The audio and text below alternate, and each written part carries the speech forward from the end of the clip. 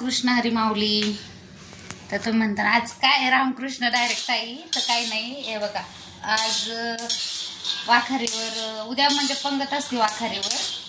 तर आमचं 7-8 वर्ष झालं आपलं खारीचं वाटा काहीतरी आपल्याकडून देणं लागतं बाबा देवाला, पण म्हणून आपलं काहीतरी करायचं म्हणून आमची दरवर्षीप्रमाणे मिरचीचा ठेचा 10-15 किलोचा ठेचा खरडा आणि हे असतं. पूर्वी भाकरी द्यायचं तर भाकरीच्या तर असं असतं सगळं नियोजन. तर आम्ही खरडा आणि भाकरी देत होतो पहिलं. तर भाकरीचं काय व्हायचं, तुकडे व्हायचे भाकरीचे. म्हणजे आज तिथं जाऊन करायला अवेलेबल नसतं ना, तिथं कुठं बायका वगैरे येणार, म्हणून मग इथंच करायचं. सिल्वर पेपर असतो सिल्वर कॉईलचा, त्याच्यात फोल्ड करून ते दिलं जातं तिकडं. आपलं काय असं थोडं थोडं आपलं हे आहे मिरची, हे आहे शेंगदाणे भाजून ठेवल्यात, मिरची भाजून ठेवली आहे.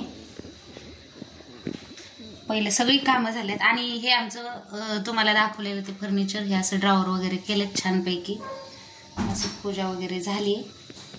ताई पण आली मदतीला, आई पण आली. चालल्यात आता तिकडं पीठ मळायची तयारी चालू आहे. चपात्या तिथं शोभाताईच्या इथं करायच्यात का, तर तिथं बसून येतं बायकांना करता.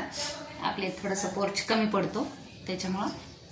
तर हे असं आहे उत्तम पद्धतीने नियोजन. ठेसा फक्त मीच करते, बाकी चपात्या वगैरे बायका करतात. दरवेळेसची आपली परंपरा आहे. आपण जे ठरवू ते पोरं आपली पुढं चालवतात, म्हणून आपलं करायचं. पूर्वी म्हणजे आम्ही 5 किलोच द्यायचो, 5 किलोच्या भाकरी आणि 5 किलोचा ठेचा. वाढत वाढत वाढत इथपर्यंत आले. आता 15-20 किलोपर्यंत जातं ठेचा. 25-30 किलोच्या चपात्या असतात आपल्याकडून, करायचं. आणि आज विशेष म्हणजे आमचे पाठातील रामकृष्ण हरी माऊली. तर चाललंय असं शेंगदाणे का तिथं दिलंय ना. नाही शोभतेला म्हणा पातीला असेल तुझ्याकडे तर पातीला काढ म्हणा. हा हा हे लागल ना, हे गार करायला लागतं ना, मग गरम नाही ना वाटलं जात. चालले अशा प्रकारे नियोजन. आता हे ठेसाची लसूण थोडासा परतून घ्यायचा. हा लसूण 5 किलो मिरच्या, 4 किलो शेंग, 3 पावशर लसूण, 1 छटाक आलं, असं सगळं असतं त्याचं. झाल्यावर कळलं तुम्हाला. तर असं उत्तम पद्धतीचं नियोजन चालू आहे. तिकडं मी गेले नाही अजून, सगळं पाटील बघतात ते. तर बघा असं हे शेंगदाणे आहेत, हे लसूण, थोडंसं आलं पण टाकते मी त्याची वेगळी टेस्ट येते. हे आता हे सगळं एकत्र करून वाटायचे. ह्याच्यात मीठ पण पडणार आहे नंतर. आणि हा मिक्सर आणला, आचाराचा मिक्सर. सगळा पसाराचे बघा, परत त्या कढईत परतायचे. लवकरचे कार्य काय नाही चालू, पीठ मळायचं. नाही नाही काय होत, काय नाही होत, काय नाही होत. आता पीठ मळायचं चालू आहे. जशी मामी आमची काय म्हणते मामी बघा आमची. हा ना, आज कसं सगळीच कामाला लागलेत. रानताई कधी लांब येते, एवढी लांब आली राणी ताई सुद्धा. चाललंय गॅस पेटून. काय पाहिजे आई तुला, तिथं ताटात टाकायचं का थोडस कडला. एका हातानेच गोळ्या करा, लहान मोठ्या नको करू.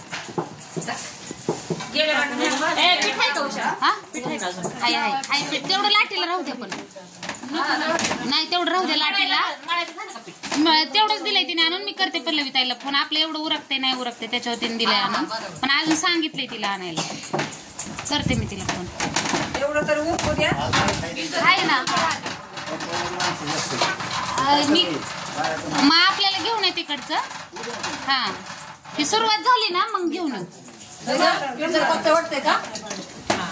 नंतर लय पातळ होतं बरं का. आणि असं दगडागड ठेवलं तरी चालेल, नंतर मळून मळून ते भिजून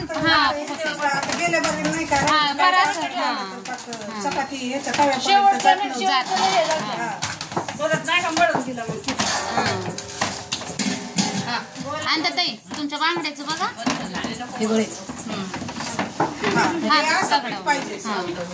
तेव्हा ह्यांच्या पसल्या आत्या पसल्या घेत्या गोळा. ती द्या ताई, सोना ताई कर.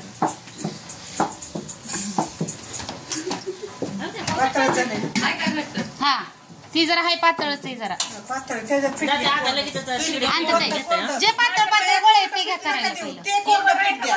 हे आणि ते टाकलं ना बरोबर आहे. मग असं त्याच्यात हे राहते कोरडं पीठ आणि ते राहते गोळ्यामध्ये. ते कोरडं पीठ द्या. चाळे नाही लागत ना हात मारल्यावर होते पटकन बस. एका साईडला ओतून पाणी टाकायचं. शेतगहू आहे ना नाही त्याची पातळ आहे. होतंय बरोबर. पान नका टाकू ताई सोनाताई पान नका तेवढ्यातच हे करून घ्या त्याच्यात. आलात तुम्ही आमच्याकडे पाणी नाही. हा का शोभाताई जेवढे पातळ पातळ गोळे ते वरती घ्या आणि मग घट्ट गोळे खाली ठेवा. असं वाटून झालंय. आता हे परतायचे सगळं. नाही झालं सगळं. आता मिरची पण घेतली ही करून आता परतते. मग इकडचं झालं की मी तिकडे चपात्याला येते. आता जाऊ नका चपात्या लाटायच्यात. मग एवढा टप्पा ही पहिला दम आहे. या दम गेला की दुसऱ्या दमाला बसायचं आपण. ते काही थोडे नाही 30 किलोचे चपाते आहेत. हा म्हणून तर म्हटलं नाही नाही आता गेलं ते आणायला हे होऊ द्या मग बसू आपण. तोपर्यंत माझं पण होतंय परतून. असं परतून घ्यायला लागतो तेल भरपूर टाकून त्याला.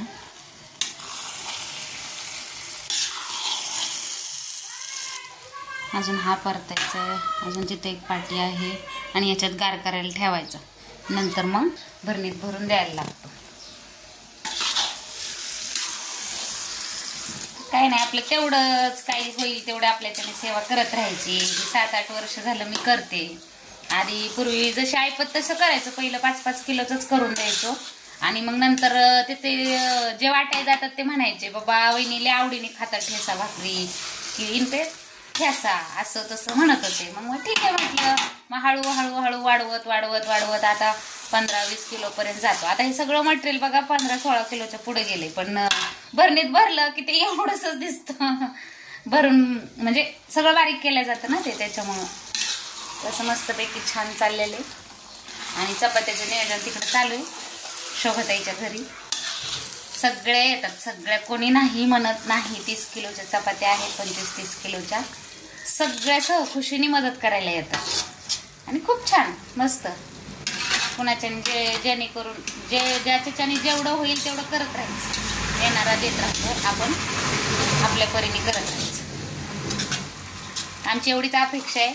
आम्ही जे करतोय ते आमच्या शंभूने पुढे केलं पाहिजे असं आणि करतील छान.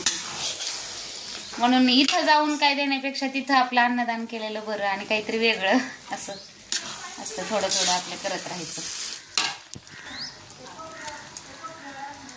तसं मस्त चालू आहे बघा. हा चांगला असं परतून द्यायला लागतो. ह्याला परतायलाच खूप वेळ लागतो तेव्हा तो खराब होत नाही. मग हा ठेसा 8 दिवस म्हटलं तरी राहतो असं छान परतला की. मी दरवेळेस तिखट मिरची आणते पण ह्यावेळेस म्हटलं की नको जास्त तिखट म्हणून. ठीक आहे म्हटलं. मग आता मीडियम आणली. वास इतका छान सुटला सगळ्या घरात त्या मिरचीच्या खरड्याचा. याच्यात आलं लसूण हिरवी मिरची शेंगदाणे मीठ हे असं सगळं असतं.